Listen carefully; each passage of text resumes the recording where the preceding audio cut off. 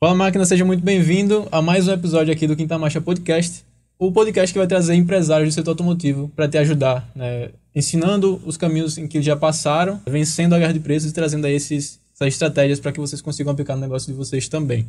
Hoje a gente está trazendo aqui um convidado que foi pioneiro no detailing aqui em Sergipe, ele que tem um certificado cerâmico que poucas empresas têm aqui no mercado também, e dá aulas para outros donos de estéticas. E ele é o Maxwell Sancho, da Automax.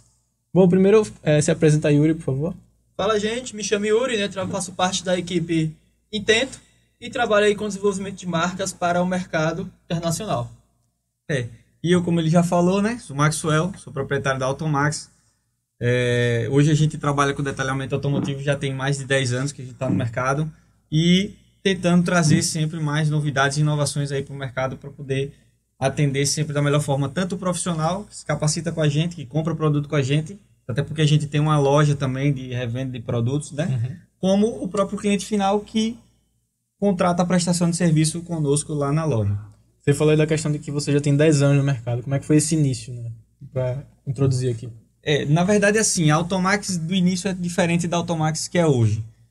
Lá atrás a minha intenção foi abrir um centro automotivo onde eu conseguisse resolver vários problemas do cliente. Então, no primeiro momento da empresa, a gente fazia desde a aplicação de insufilme, som, multimídia, lavagens, a parte de repintura.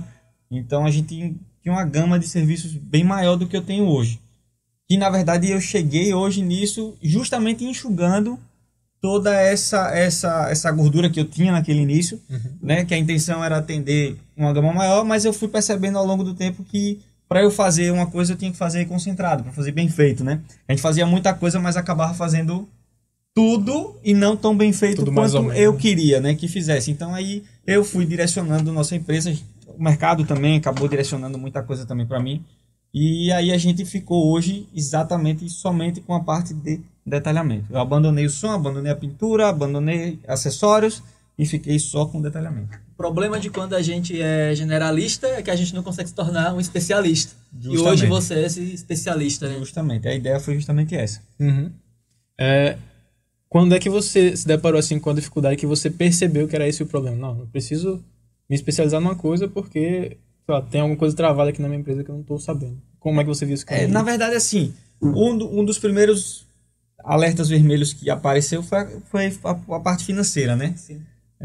A gente estava sempre no sufoco ali, sempre muito sufocado e não conseguia fazer, não que hoje a gente esteja suave, mas que a gente vivia, a gente vivia muito sufocado e não conseguia reinvestir na empresa, não conseguia reinvestir em capacitação, em ferramental e etc e tal. Então daí foi onde eu percebi, eu disse, não, peraí, tem alguma coisa errada aqui nisso, eu preciso melhorar.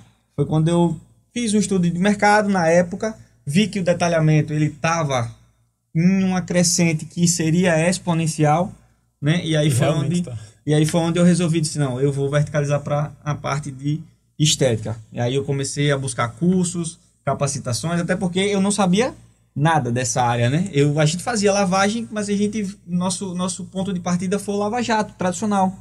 Então a gente fazia lavagens, mas era aquela coisa bem simples. E o detalhamento ele é muito mais complexo do que a lavagem. Não que a lavagem não funcione de posto, né? São nichos de mercado diferentes. A lavagem é uma coisa, o detalhamento é outra. Então eu precisava me especializar. E aí eu comecei a buscar cursos para poder saber o que era que a gente ia fazer dentro da loja. E aí fui trazendo as novidades, um pouquinho outro. De repente o segundo passo foi a criação da loja, de vender produtos, pela minha necessidade de comprar material e não ter disponível.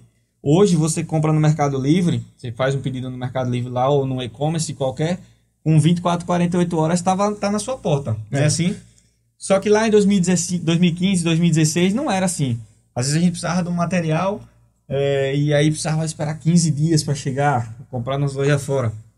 Foi daí que eu vi a necessidade de montar uma loja de produtos junto com a parte de detalhamento. Então a gente foi praticamente a primeira loja especializada em revenda de produtos para estética automotiva no estado. Na época existiam algumas outras que vendiam ali os compostos polidores, alguma coisa mais, coisas mais generalizadas. Especificamente a gente foi a primeira loja dentro do estado de Sergipe. É o espírito empreendedor do cara. Já estava solucionando o problema, ele notou um outro problema e falou, Cara, eu sou ousado, cara. Eu vou me meter em outro mercado aqui de compra e revenda de produtos, né? E deu aí no que deu e está aí, cara. Você resolve um, aparece outro, né? Mas a vida da gente como empreendedor é justamente esse, né? Solucionar problemas, né? A gente diariamente ali está solucionando problemas, seja problema dentro da empresa ou o próprio problema do cliente. Quando o cliente chega em busca de um serviço, aquilo ali para ele é um problema. E a gente tem que ser um solucionador de problemas para ele, né? Assim? O legal desse serviço que você colocou dentro da Automax de vender produtos, né? Revender produtos.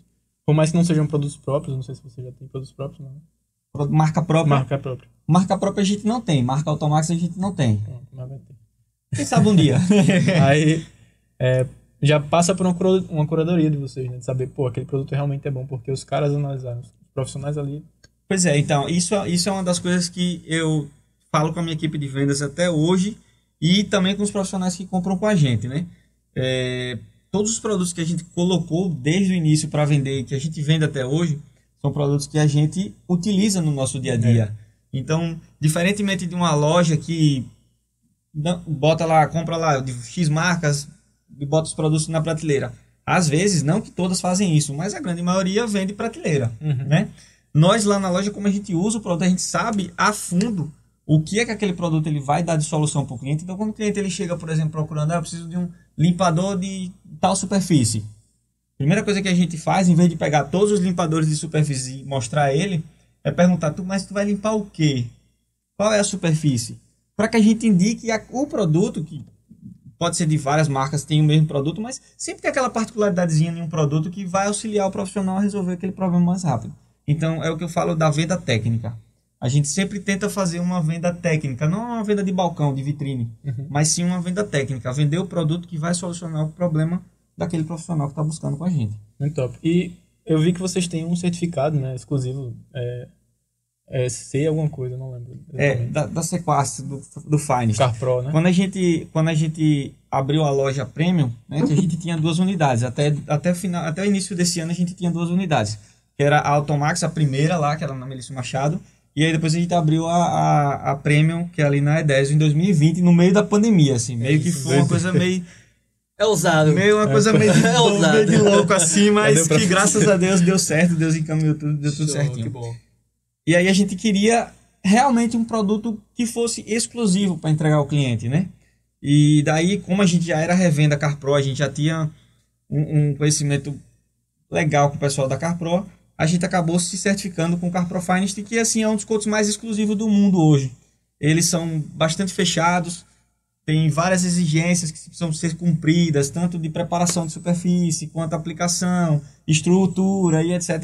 Então, isso foi um diferencial que a gente queria já até um certo tempo, e a gente conseguiu, quando a gente abriu essa unidade nova, trazer o Finest para dentro de Sergipe, até porque só é um para o estado, eles são bem rigorosos nisso. Justamente para não bagunçar, sabe? Para a marca não ficar bagunçada. Eu vi que são 10 anos de proteção, é isso? Ele pode chegar até 10 anos de proteção, de 5 a 10 anos de proteção. Dependendo do cuidado que o cliente tem com o carro, né? Porque assim, é uma coisa que já que você entrou nesse ponto de 10 anos, é uma coisa que o pessoal sempre utiliza, né? Principalmente nos revestimentos cerâmicos. O pessoal utiliza muito essa data de extensão a longo prazo, mas... Não é simplesmente que o produto ele pode durar X tempo, mas ele precisa, em contrapartida também, de um cuidado do proprietário e da própria empresa que aplicou de ajudar o proprietário a estar mantendo aquilo ali da melhor forma possível. Hoje eu tô com um problema seríssimo no carro, o sol tá rachando o carro todinho, tá queimando, o preto já tá cinza. Isso aí foi uma falta de cuidado, né?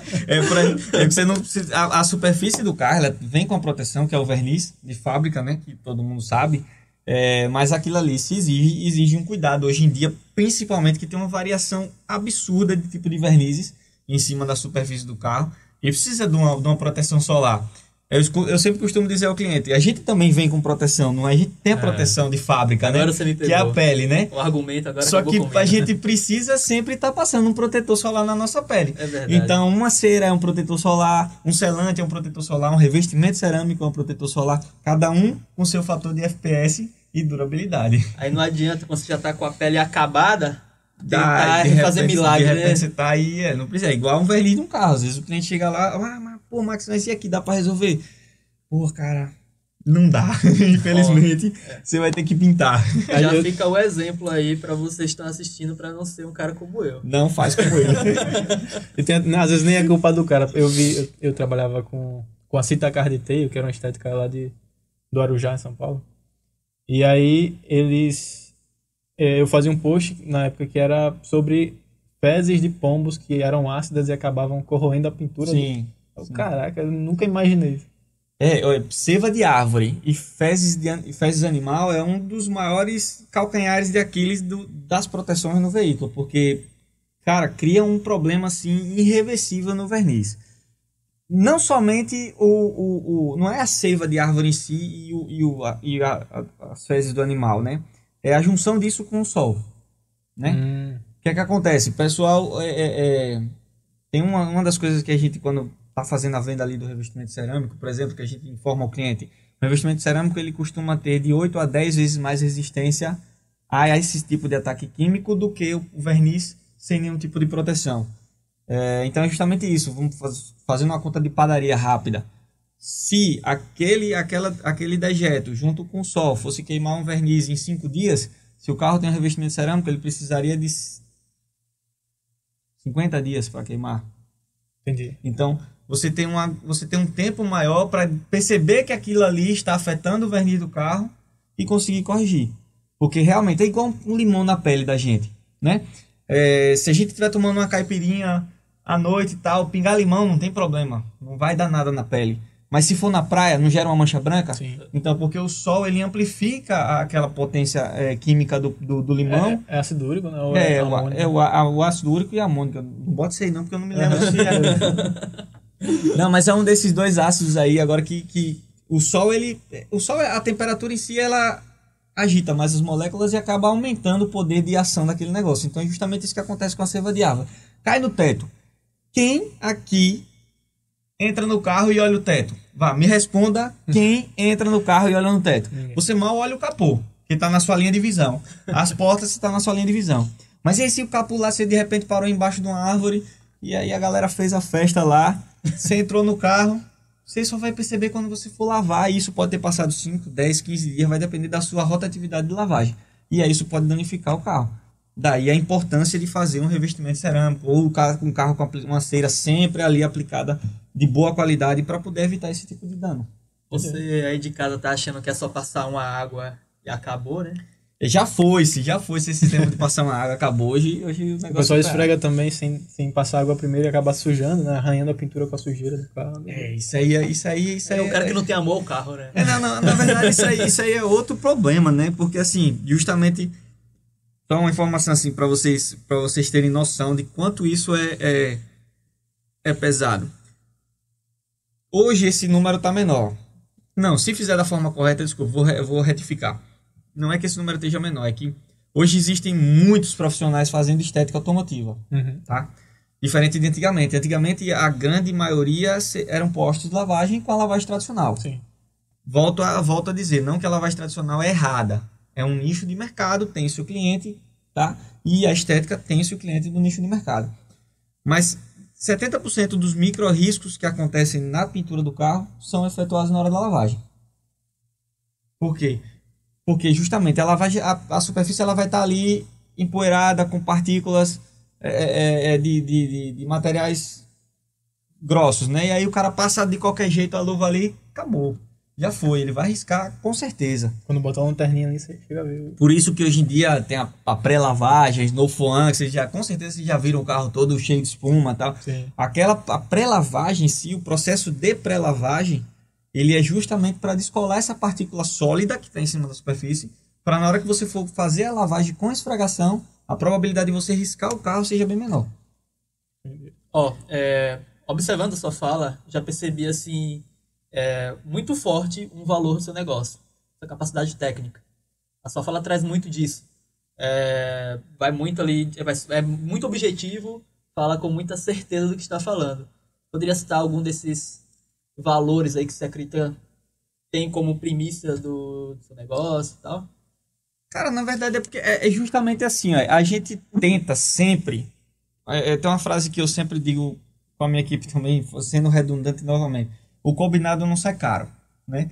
E a gente sempre gosta de deixar bem claro tudo que a gente vai fazer no carro do cliente, todas as formas que a gente vai agir, para justamente o cliente ele entender e valorizar o que está sendo feito no carro dele. Não achar que é só simplesmente uma lavagem, né? Porque se a gente for comparar uma lavagem estética hoje, ela chega a custar 3 vezes mais do que uma lavagem tradicional. Então, porra, pro cara, sei lá, vamos falar um valor aí, uma lavagem tradicional custa 50, uma lavagem estética custa 150. Né? Quando o cara que nunca lavou numa lavagem estética, ele não vai saber entender o valor, ele vai entender o custo daquilo ali, o preço, né? Mas a partir do momento que você explica a ele, ó, a gente vai usar produtos assim, a gente vai usar produtos com pH controlado, que não vão agredir a superfície do seu carro, né? A gente tem todo um aparato técnico profissionais que são treinados para fazer isso, isso e isso. Processos bem definidos dentro da empresa. A gente tem processos que tem que ser seguidos à risca, diluições de produto que tem que ser usada, tem que ser seguida à risca, para poder fazer com que aquilo ali seja efetuado da melhor forma possível, sem agredir o carro do cliente, para que ele receba justamente tudo aquilo que ele está pagando e criar um valor em cima disso. É igual o revestimento cerâmico lá, o Finest. O Finest, eu costumo dizer que ele não é uma... Quando o cliente ele compra um serviço, eu vou dizer que ele compra um serviço que é o pacote de coisas que a gente vai fazer, cria-se um produto, né? Assim, tudo aquilo ali, desde a lavagem, a descontaminação, a correção, a aplicação, a gente une isso e cria um produto único, né? Assim, eu costumo dizer que o Finest ele é mais do que uma compra de produto, ele é uma experiência.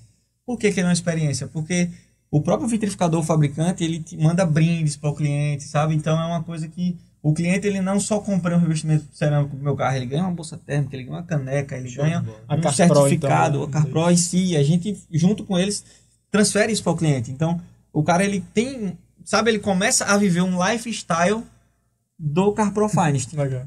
Pós-venda, né? Justamente, entendeu? Então, uma assim, comunidade dentro da... E é engraçado e é legal porque assim, às vezes o cara faz um Finest lá, nunca fez um Finest. Eu tenho vários clientes que já tiveram outros carros com revestimento cerâmico e outros que estão iniciando agora com revestimento cerâmico. Aí você vai, olha, cara, isso aqui é o top, o Finest, comprar ele. Não, beleza. Só que ele não sabe de nada disso.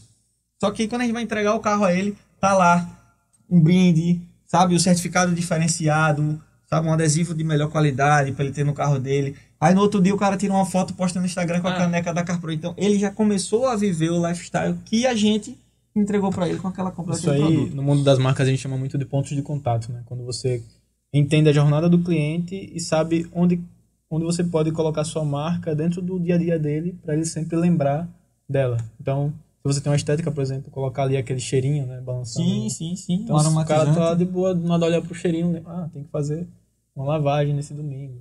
Então, é sempre importante você estar presente dentro do dia a dia do cliente. E no mundo do marketing também tem aquela questão da retribuição do cliente, né? Quando você agrega a ele muito mais do que ele estava esperando, ele sente na necessidade de posteriormente retribuir de alguma forma. Qual é a forma que ele retribui? Voltando para o seu negócio, levando. Exatamente. Justamente. Então, ambos ganham nessa jogada.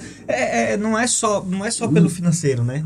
Não pode ser só pelo financeiro, porque se for só pelo financeiro, você vai acabar entrando num ciclo vicioso de buscar exatamente o financeiro. E aí eu acredito, assim, eu tenho isso dentro de mim, até não sei se é um bônus ou um ônus, mas nunca pode ser só financeiro, porque você entra num ciclo ali que você vai acabar uma hora fazendo o que você não queria ou o que o seu cliente não queria só pelo aporte financeiro. Muitas vezes a gente pega prejuízo ou faz algo mais porque o cliente precisa. Então a ideia, no final das contas, é você prometer 70% e entregar 90% ao cliente. É o relacionamento. O relacionamento. Justamente. Porque isso aí vai trazer essa satisfação para ele, sabe? Não dá para você deixar o cliente insatisfeito. Você tem que superar a expectativa dele, né? Não dá para... Se você dá uma expectativa muito alta para ele também é um problema. Porque quando você não cumpre, aí fica aquela situação chata. Então, vai na humildade, vai ali no pianinho, sabe? Convence ele com postura, convence ele com conhecimento técnico, com informação, Não preço. Preço não é legal. Convencimento de cliente por preço nunca vai ser legal. Sabe? Você vai acabar nadando e morrendo na praia.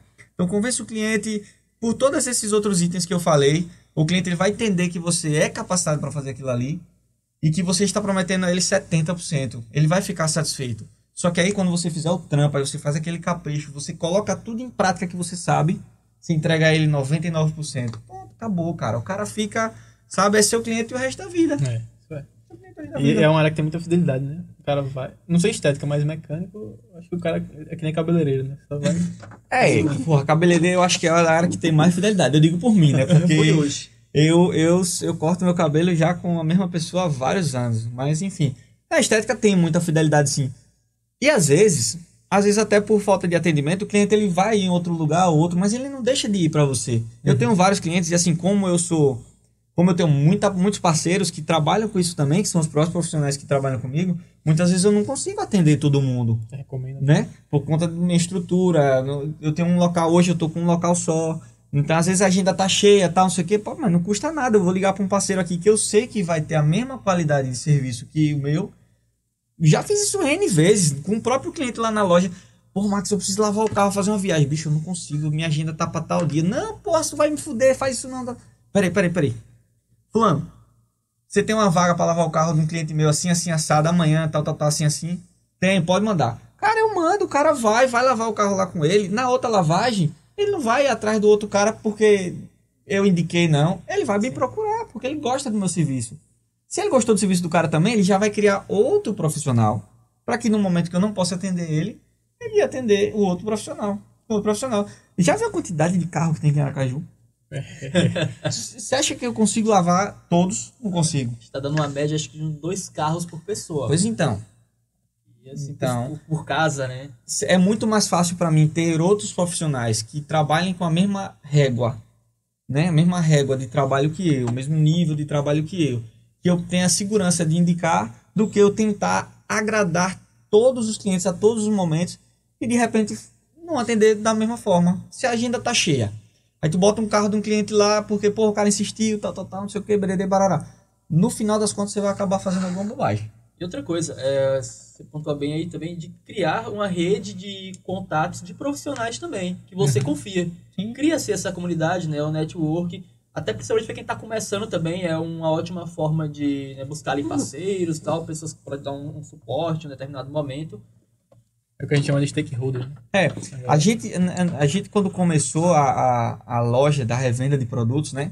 Uma das coisas que eu busquei muito, mas muito, assim, se depois vocês tiverem um tempinho, der uma olhada lá no Instagram da loja da gente, você vai ver o histórico lá. Qual que é o arroba?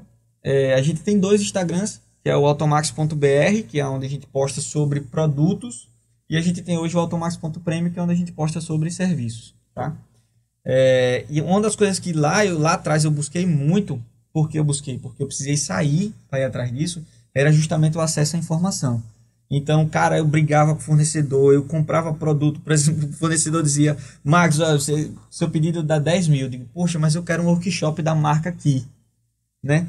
Vou comprar 30. Beleza, manda os 30, mas manda o workshop, sabe? Porque a minha intenção era justamente essa, elevar o nível de todos os profissionais que estavam ao meu redor para que a gente trabalhasse com um mercado equilibrado, com conhecimento, que todo mundo estivesse ali fazendo a mesma coisa. Então, até a pandemia, né, nos anos 2016, 17, 18, 19, eu acredito que eu devo ter feito em média uns 20 a 25 eventos de conhecimento com marcas, trazendo profissionais, técnicos das marcas para poder demonstrar produto, para poder o cara entender o que ele estava comprando dentro da minha loja e poder fazer o serviço da melhor forma possível. Eu acho que no final das contas foi isso que salvou ele na pandemia, né? Porque enquanto todo mundo estava desesperado, o cara já tinha se preparado, já sabia como fazer curso, já conseguia meio que criar ali uma fonte de renda paralela que sempre... Na pandemia, por exemplo, também, uma das coisas que eu fiz bastante foi curso, né? Porque assim, muita gente buscou a estética como uma alternativa de trabalho. O pessoal tava, várias empresas fechando, etc e tal. Então eu fiz bastante curso durante a pandemia e o ano de 2020, tanto para o mercado de estética de serviço quanto para o mercado de estética de produtos, eu acho que foi um dos melhores. Por incrível que pareça.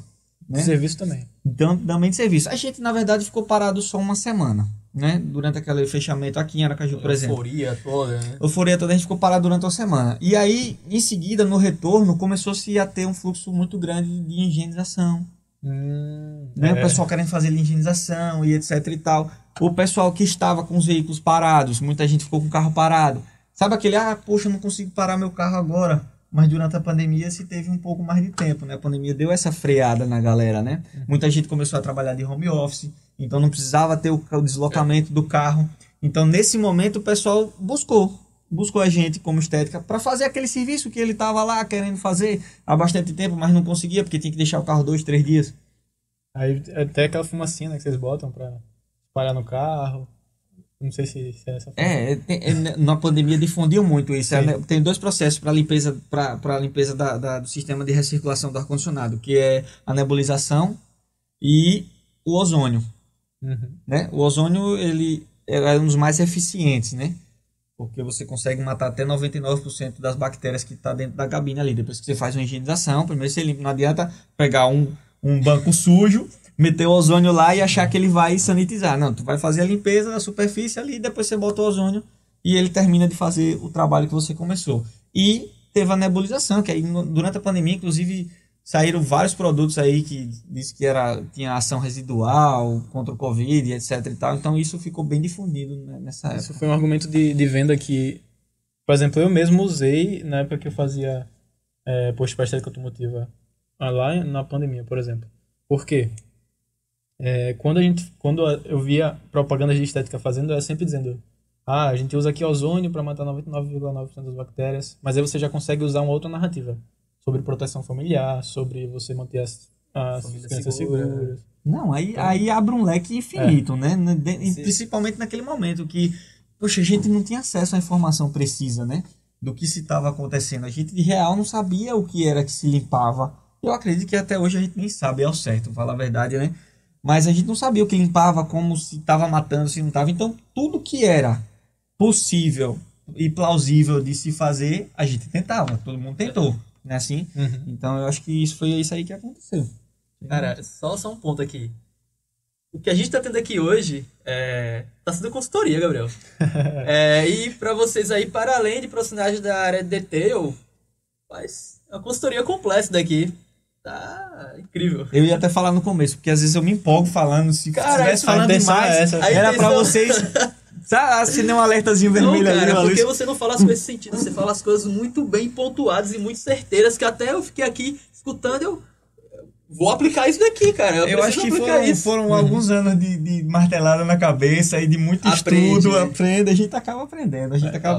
Eu busquei muita informação no começo, assim, quando eu decidi trabalhar com estética. E até hoje, né? A gente não consegue parar.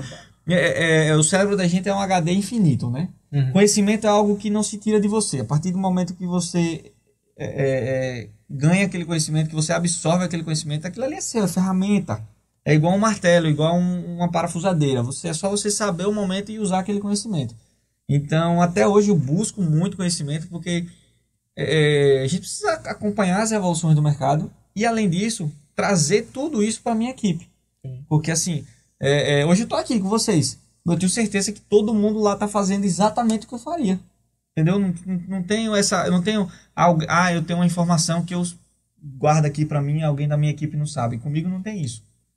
Eu faço tudo que eu aprendo, busco informação sempre. Como a gente é lojista, a gente sempre teve muito acesso direto ao fornecedor, ao fabricante e tal. Então, assim, lá atrás, inclusive, durante algum tempo eu fui técnico de uma das marcas que a gente vendia. Então, eu aprendi muito com esses caras, sabe? Que era fabricante de produto.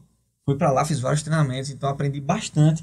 Então, coisa que eu trouxe para cá, tanto para minha equipe, quanto, como eu já falei, para os profissionais da área de estética automotiva. Hoje em dia se difundiu, né? Porque tem vários cursos online. Hoje você abre o YouTube, tem uma marca lá fazendo uma live, coisa, e é informativo, né? Tá tudo disponível. Só basta você querer ir lá e procurar acessar e trazer esse conhecimento para você. Eu queria saber isso. Por que mesmo tendo o conhecimento que você tem, você demorou tanto para dar esse pontapé num curso online? Na verdade, assim, ó, eu comecei a ministrar cursos para polimentos e higienização no final de 2017, tá? Talvez eu não fiz muita coisa online com receio de não ensinar da forma correta. Tem muito disso mesmo. Porque assim, ó, eu tive vários alunos que compraram vários cursos famosos na internet, e que quando chegavam para fazer o curso comigo, ele não sabia de verdade o que ele não tinha aprendido. E aí no presencial ele acabava aprendendo. Então eu tinha muito esse receio. Hoje em dia, as coisas mudaram, né? Então você consegue fazer videoaulas melhores, você consegue ter mais acesso ao profissional que está ali ensinando. Talvez hoje em dia eu poderia, se fosse hoje, eu poderia ter feito alguma plataforma online aí, tal, não sei. Em breve? Quem sabe, talvez. Pegando esse gatilho aí, a gente poderia dizer aí que é uma proposta aí para os próximos anos? Eu tenho bastante intenção. Eu gosto de ensinar. Para falar a verdade, assim, você ensina bem. Eu não tenho formação acadêmica para ensinar, mas eu consigo ensinar. Eu acredito que eu consigo ensinar o que eu aprendi na minha carreira, vamos dizer assim, de detalhador. Eu consigo passar bem para os meus alunos. E eu tenho muita vontade de ensinar. Talvez eu faça algo aí. Eu tenho 1 ano e meio, mais ou menos 1 ano. 1 ano que eu dei uma suspendida nos cursos por conta dessa logística que eu estava da empresa. Eu estava com 2 lojas, não estava conseguindo ter tempo disponível. Eu corria de uma loja para outra e tal. Foi onde no início do ano, eu resolvi ficar com uma só, justamente para eu ter mais respiro. Tem que dar uma respirada. Mais respiro. Então, agora no final do ano, eu estou voltando com a minha agenda de cursos. Hoje, inclusive, eu botei lá no Instagram lá sobre um curso de PPF, que vai ser o primeiro curso de PPF do estado de Sergipe. Nunca teve um curso de PPF para iniciante aqui. A gente vai fazer um curso de PPF, que é o Paint Protect Film. Não sei se vocês sabem, é uma película. A galera que está assistindo, eu acho que sabe. A galera que está assistindo já pode saber. Na verdade, o PPF ele é uma película de poliuretano que faz a proteção da pintura. Poliuretano. É um TPU, né? São vários componentes ali, mas basicamente é isso. E ela é plástico é uma pintura, um plástico, um adesivo de alta resistência. Qual a diferença disso para um revestimento cerâmico, por exemplo? Vamos lá, o revestimento cerâmico ele é um produto químico, né, que a gente aplica sobre a superfície, né, ele adere naquela superfície ali, e à medida que o tempo vai passando, ele vai sendo removido. Tá? São nanopartículas, a grande maioria dele são nanocerâmicos. E eu faço uma comparação rápida com um colete à prova de balas. Ele é uma condição semi-permanente. Ele é uma aplicação semi-permanente. Você aplica, ele está ali em colete à prova de balas, que ao tempo ele vai se degrenindo e você perde a proteção, certo? E aí existe a durabilidade, cada um tem sua durabilidade. O PPF ele já é um material diferente, ele já é um plástico, um adesivo, se aplica sobre aquela superfície e ele, além das características que o revestimento cerâmico vai ter, resistência a brilho, resistência química, solar e etc., ele vai ter a resistência a impacto. E o revestimento cerâmico ele não tem. O revestimento cerâmico ele aumenta a resistência do verniz até um determinado grau, mas o PPF ele é uma camada superior no verniz. Então, mais do que o revestimento cerâmico, ele vai ter essas características do revestimento cerâmico, só que ele vai ter ainda a proteção física.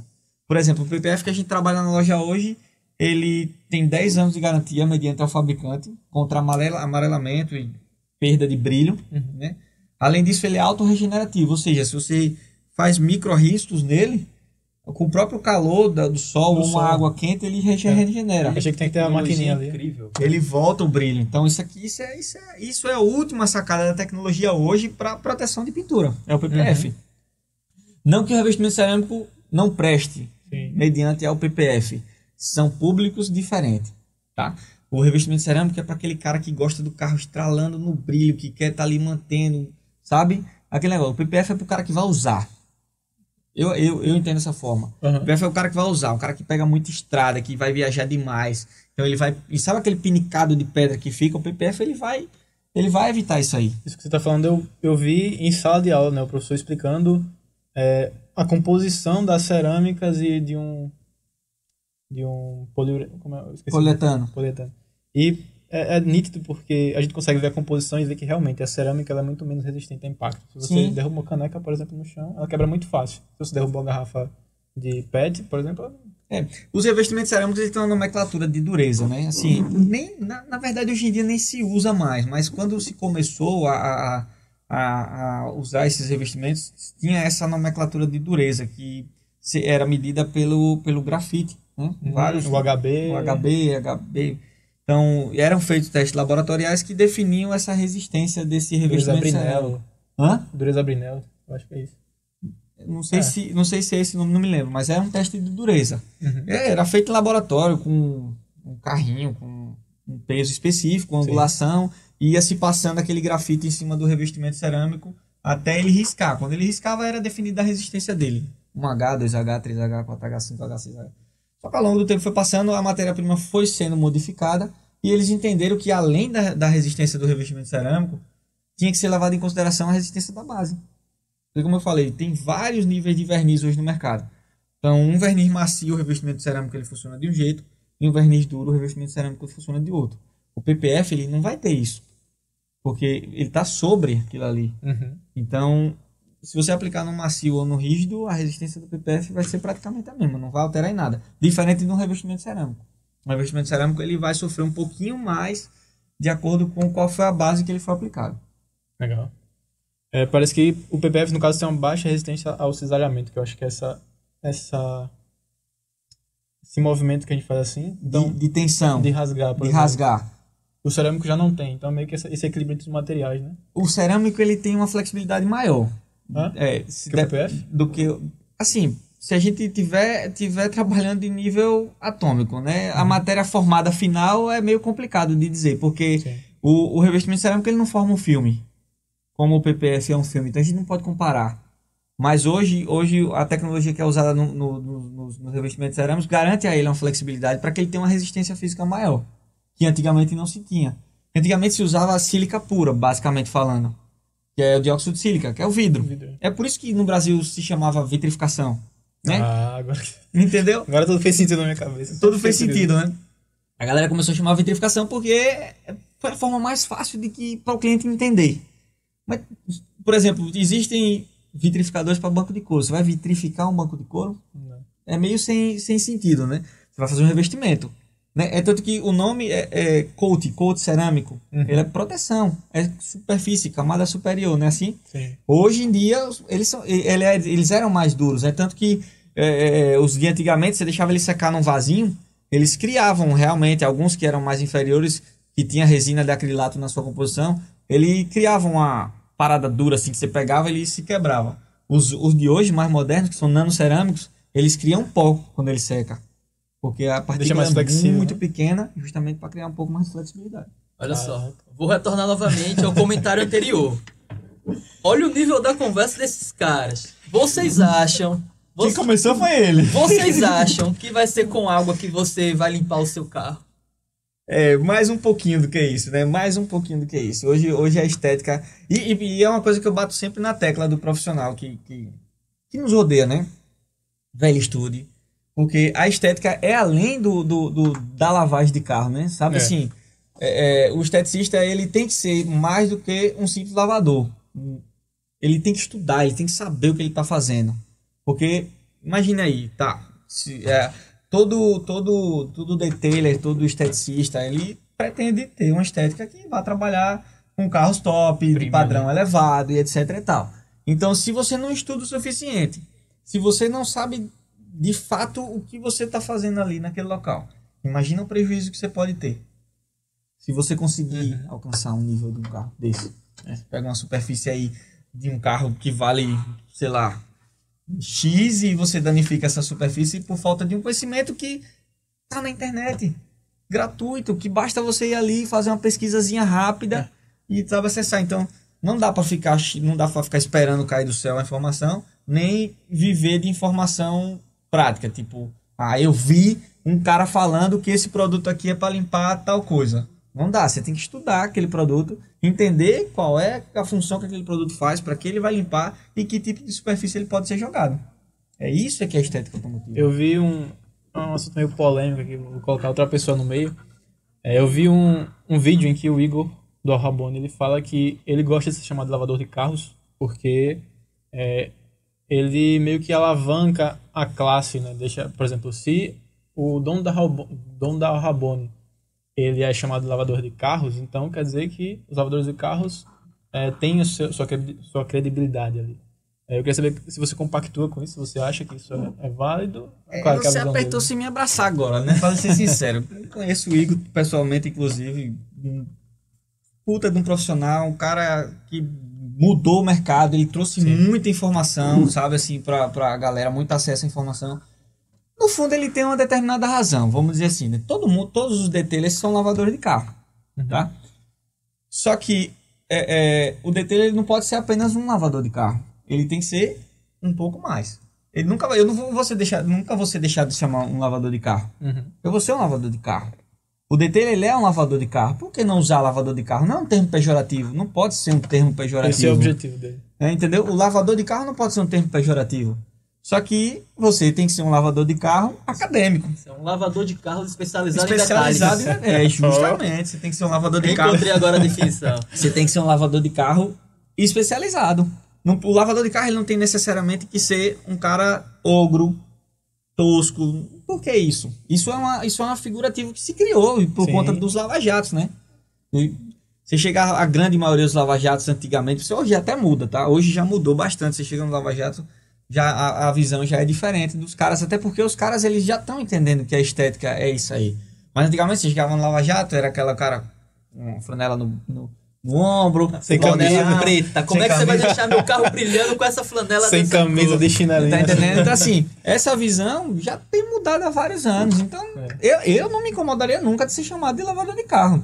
Eu sou um lavador de carro. O mercado de mecânica tem muito disso também, porque o pessoal vê, né, como mecânico chucro, assim, ou grão. E, inclusive, eu já vi um vídeo que tem uma dona de oficina que ela tentou alugar um espaço e não deixaram porque ela falou que era uma oficina mecânica. Quando ela foi no segundo lugar, ela disse que era um centro automotivo, aí eles deixaram. Isso... Perdão. Não, vá. Eu já tive uma experiência parecida. Já tive outros negócios e uma experiência muito próxima foi que entrei como sociedade no negócio e depois quando eu fui lá conhecer o espaço, tinha assim umas marcas absurdas no chão, no piso. Né? O que foi isso aqui? Era porque era uma oficina mecânica. Aí eu já, assim, né, liguei o alerta, tipo assim, cara, eu não impliquei com aquilo, porque era um local mais fechado, o cliente não tinha acesso àquele espaço. Mas eu fiquei pensando justamente nisso. Cara, se for um outro local que o cliente vai ter acesso àquele espaço ali, cara, a oficina mecânica é um estrago que deixou isso daqui. Porque os caras mexiam lá de um jeito que não tinha eu acho que faz parte da parada evolutiva, né? Da evolução da parada de forma geral. Tanto em vários ramos, né? Tanto na mecânica como na estética, a gente nasceu no Lava Jato. Eu nasci no Lava Jato. Minha primeira empresa era um Lava Jato. Como eu falei no início lá. A gente foi evoluindo. A mesma coisa que os mecânicos. Muitos deles nasceram numa mecânica, mas a grosso modo, e se evolui. Até porque precisa se evoluir. Hoje em dia, vamos lá falar de mecânico. Hoje, a maioria dos carros, se o cara não entender o que a ECU tá mandando pro veículo, o cara não consegue consertar, mano. Sim. Tecnologia dos carros hoje, imagina aí o William, como ele falou, como ele veio aqui semana passada. O William é um cara que eu vejo estar em feira em São Paulo, estudando isso, comprando maquinário X e A, B, B, não sei o que e tal, não sei o que. Se hoje você tem uma estrutura que não tem isso, o máximo que você vai conseguir fazer é trocar uma ponta de eixo, uma pastilha de freio, algo desse tipo. Tô errado? Não tô errado. Faz parte do negócio. É um nicho de mercado. Cada um tem que se posicionar ao que ele quer trabalhar. Então, o William, ele é um cara que estuda, então ele vai estar à frente. Quando chegar... Os carros tá tudo novo agora aí. Tá chegando carro elétrico, carro híbrido, carro não sei o quê. Bom, enfim, infelizmente, um alicate de corte não resolve um carro desse. Ele vai precisar de um computador para fazer leitura, identificar o erro e trabalhar. Então, eu acho que faz parte do processo evolutivo. O William falou justamente isso no episódio dele. Eu escutei. Eu acho que é bem por aí. Então, não dá para achar ruim ser chamado de lavador, mas se você quer virar um detailer, um esteticista automotivo de verdade, você precisa estudar. É a questão do posicionamento também. Né? Você estudar e você saber como se portar dentro do mercado. Justamente.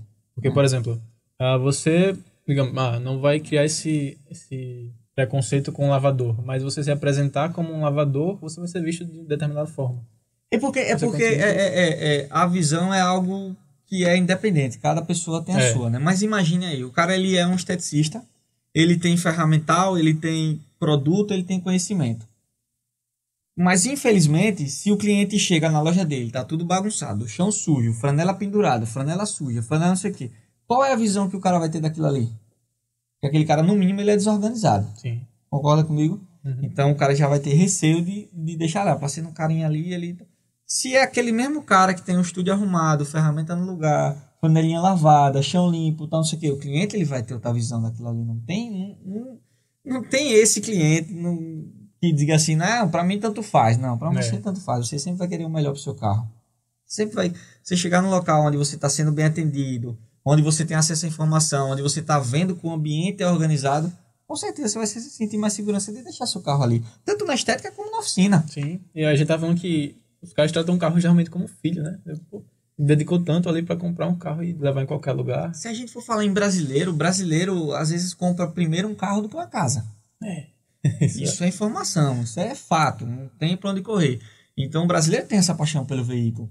Então o cara ele realmente cuida como se fosse um filho.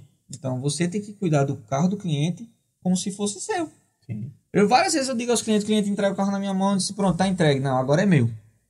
Só vai ser seu quando eu te devolver pronto. Por quê? Porque eu vou cuidar como se fosse meu. Porque quando eu levo na oficina, por exemplo, eu levei meu carro na oficina de William, eu entreguei na mão dele porque eu sei que ele vai cuidar como se fosse dele. Vai resolver o carro o problema do carro como se fosse dele. Não é a segurança, né, que você gera para o seu cliente dele se sentir à vontade de deixar com você. Eu acho que isso é mais importante do que qualquer nomenclatura ou qualquer aparência que possa deixar.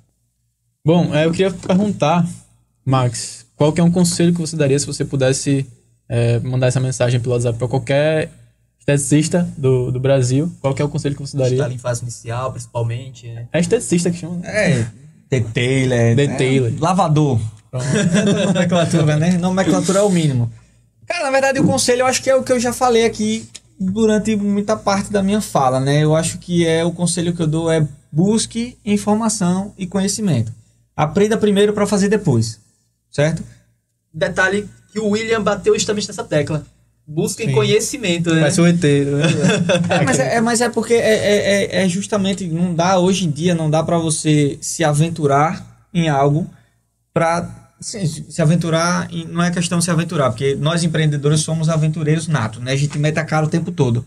Mas eu aprendi na minha história, ao longo desses anos que eu trabalho com isso, que não é todo momento que dá para se aventurar. Você precisa primeiro entender, estudar, para depois ir para a aventura. Então se prepare.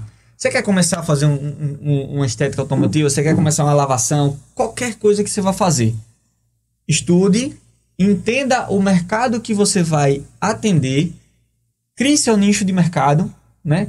Desenvolva o seu planejamento estratégico para o que você quer fazer e vai e faça. Não se arrisque, aventure a querer fazer, vou pegar um carro, eu já vi um cara fazendo polimento ali, vou pegar um carro, vou polir e, sabe, cara, você vai acabar hoje em dia, o mercado tá tão assim, se você fizer algo errado, para você recuperar esse erro, dá muito trabalho. Reputação. Dá muito trabalho. Então não custa nada. Como eu já falei, a informação é barata, o acesso está disponível a todo mundo. Entendeu? Então vai lá, dá uma estudada. Cara, vai num profissional que você conhece, vai na Automax, pede uma informação, vai na internet, mas estuda. Estuda para você saber o que você realmente está fazendo e o que você vai entregar para o seu cliente. Eu acho que isso é o básico do básico. Assim, não dá para... sabe, gaguejar na frente do cliente, né? Eu vou, não. Tem que saber o que tá fazendo. E aí, Max, a gente deixa o espaço aberto para que você possa estar fazendo aí o seu merchandising e que você possa também estar divulgando nas redes sociais. A nossa rede social, como eu falei lá, a gente tem duas, automax.br, que é onde a gente faz a divulgação de produtos, né? Sempre quando chega um produto novo, fornecedor, alguma coisa assim, a gente faz a divulgação lá nela. E a Automax.br, que é onde a gente mostra o nosso dia a dia. O que a gente está fazendo nos serviços, qual carro está entrando, qual tipo de serviço está fazendo, uma brincadeirazinha ou outra. Então segue a gente lá no automax.premium e no automax.br. Aproveitar aqui que eu já estou falando. Eu estou voltando à agenda de cursos agora. Então, dia 21 de outubro vai estar acontecendo o primeiro curso de PPF para iniciantes. Cara, é um curso assim que eu demorei a fazer isso, tem 2 anos e meio já que a gente trabalha com PPF. Muitos profissionais já me pediam e eu acabei demorando um pouco, mas eu estou trazendo agora. Sabe por quê? Porque é um curso que vai ajudar muito o profissional a alavancar o ticket médio e o faturamento da empresa. Curso presencial, né? Curso presencial. Então vai ser no dia 21 de outubro, é só ir lá na rede social da gente, chama lá no WhatsApp, ou se você já tem o WhatsApp da loja, chama, para fazer sua inscrição. E a gente está retornando também com a agenda de outros cursos, que a gente tem outros 2 módulos de higienização e polimento técnico e proteção da pintura. Então, é isso. Quem não conhece a Automax, vai lá para seguir a gente para me conhecer. Agora, pedir para você recomendar 3 profissionais aqui da região do mercado automotivo que você acredita que podem vir aqui e agregar para o nosso bate-papo. Né? 3 profissionais da região, de qualquer relacionamento automotivo, né? Cara, tem um cara que eu acho que iria agregar muita coisa aqui, era o Rodrigo da Tasa, né? Que ele é uma das maiores preparadoras aí. Já ouvi falar também. Do estado também. Tem o Marcão da Conelcar, não sei se vocês conhecem. Conelcar, Marco também. Ele também é um cara que, assim como ele também, ele estuda muito, ele resolve muito pepino. Eu conheço o Marcão já de muito tempo, quando tem uns pepinos assim que ninguém consegue resolver, o nego vai lá e solta na mão dele, pum, aí ele resolve, meu amigo. Ele resolve. E a Conelcar, ela é uma mecânica. Conelcar é uma mecânica também. Conelcar é uma mecânica. E, cara, de repente eu acho que vocês poderiam trazer. A gente acabou conversando lá fora, o Júnior do Super Carros Sergipe, que ele é um organizador de clube também. Tem outros participantes também. Eu acredito que seria bom, como a gente comentou, um entusiasta, um colecionador, de repente. Eu tenho alguns nomes, mas eu prefiro falar e depois te mandar. Que aí era um cara que ele ia falar um pouco da experiência dele sobre que é o amor dele, a paixão dele pelos carros. Eu acho que é um conteúdo bacana. Trazer um cara apaixonado é bom que ele fala. Então. Aí, ó. Coincidência. É bem isso aí, coincidência. Então é isso. Se vocês quiserem mais conteúdo sobre marca, sobre posicionamento, sobre branding voltado para o mercado automotivo, tem a Escola Quinta Marcha, que vocês podem acessar lá pelo meu Instagram, ou, enfim, mandar uma mensagem no meu WhatsApp que vai estar aqui embaixo. Então é isso. Muito obrigado, Max. Obrigado a vocês, irmão. O prazer foi todo, meu. É isso. Valeu. Manter a máquina no movimento.